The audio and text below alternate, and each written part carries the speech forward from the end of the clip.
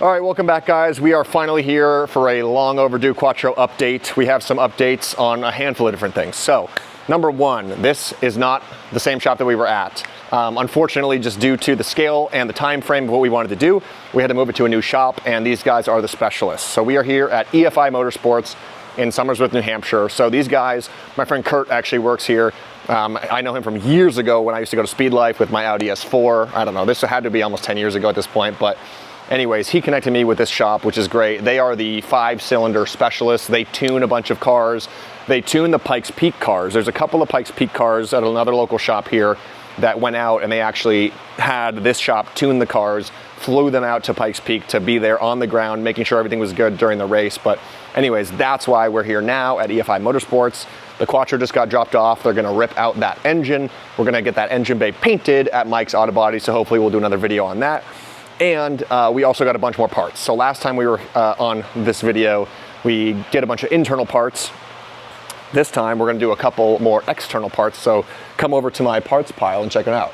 So I was told, if you want to get a cool shot of this, so this is actually an intake manifold from an Audi RS2 that they did in partnership with Porsche. So Kurt, do you want to explain why did I actually order this and why is it better? Why it's so cool, and it presents very cool, but it also has a big history. That was when, oh gosh. Come here, you're good, no worries.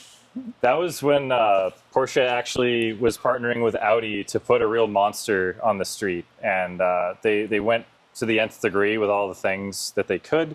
That's an example of that work, and it's fully, really a Porsche part, but powered by Porsche, made for Audi.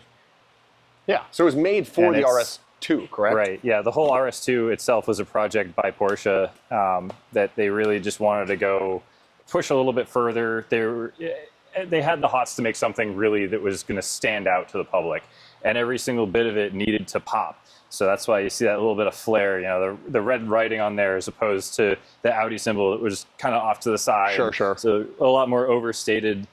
But moving along too, like your cylinder head, you had this put together by Jeff Gerner.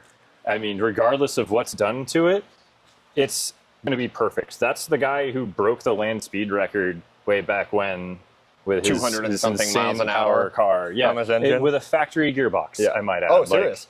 Yeah, it was a factory O&E. So a little bit of, history there. I mean, that was not really everything possible done to the chassis or anything wild there. It was just good engine work. Okay. So that's really a nice piece of history. So you're combining some things here that are really nerdy for any Audi guy. No, I'm super excited, and again, I'm learning all this. And again, for Chris and the camera, this was, so we had this machined. We're now, since we've been at EFI, they sent out the block to another local machine shop to kind of put everything together as far as pistons and rods. Guys, we have good results with them. Everything on our dyno sounds nice. Every time we have someone who comes in with something that they've assembled, we're always like, you want to check this, maybe check that, and not the case with those guys. So nice. Very cool. All right, moving on. I have not opened this box, but we got a brand new CSF radiator, which is just a new radiator. They don't die. They don't die. It'll last a while. Nice welding on them. Always consistent products. They fit really nicely. That's the best thing. A lot of aftermarkets will give you something and say, yeah, it fits your chassis. These things truly do without modification. Sure. So no, that's awesome. It's not like a Mishimoto where you're like, okay, break out the angle grinder, guys. Yeah, no thanks. All right. The last box of parts over here.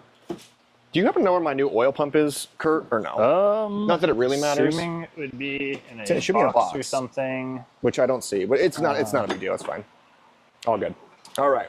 So over here we have a new wiring harness, which you're essentially removing the wiring harness that was in there. This was essentially what was technically in my car, but like we didn't remove it, right? So this is just a duplicate AAN wiring harness.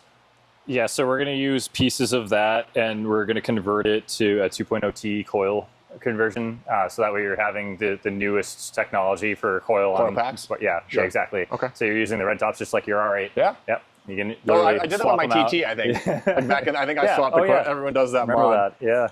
So this is the exact same turbo that I'm getting. It's a Garrett, I think we mentioned it earlier, Garrett G30-900. Meaning the max capable power is 900, so we'll be comfortably at, I think, about 7 is what we're pushing, ballpark. But again, on flex, it'll be somewhere between like 5 and 8 apparently. So this is the turbo, 62 millimeters. Can't wait for it to come in. All right, guys, so that wraps up this most recent Project Quattro update. We just did the next round of parts. We met Kurt and Mark. We're at the new shop, EFI Motorsports. So they sent the block out. That's getting machined. So the next video hopefully is either going to be paint, the engine getting ripped out, or the engine getting put back together. So stay tuned for the next episode.